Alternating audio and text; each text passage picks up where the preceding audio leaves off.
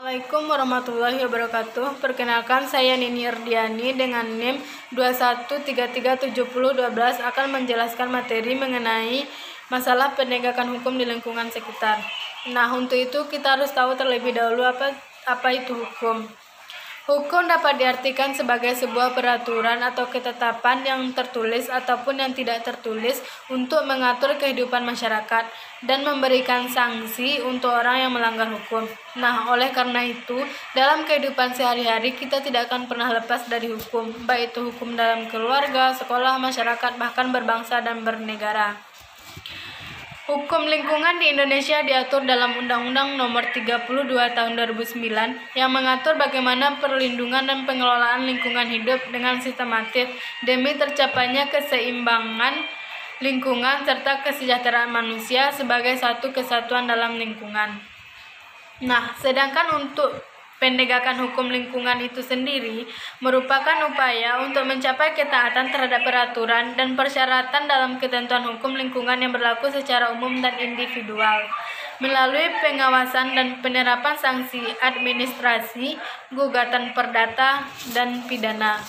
Nah, walaupun pemerintah telah mengeluarkan peraturan-peraturan mengenai penegakan hukum lingkungan yang telah terencana secara terarah, namun, pelaksanaan di lapangan masih banyak kendala dan hambatan yang ditemui. Apa sih masalah yang ditemui dalam penegakan hukum? Salah satunya yaitu yang pertama, minimnya perhatian pemerintah terhadap permasalahan-permasalahan yang timbul di masyarakat. Yang kedua, kurangnya kesadaran dari masyarakat akan pentingnya pengelolaan lingkungan hidup.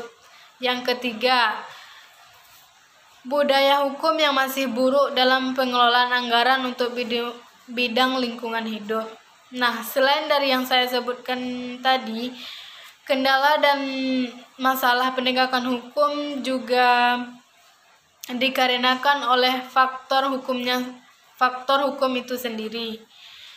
Apa sih faktor hukum itu? Yang pertama, penegakan hukumnya yang masih lemah dalam menanggapi permasalahan lingkungan. Yang kedua, faktor sarana atau fasilitas masyarakat. Yang ketiga, hambatan yang bersifat ilmiah. Nah, sebagai salah satu contoh penegakan hukum yaitu di lingkungan sekolah.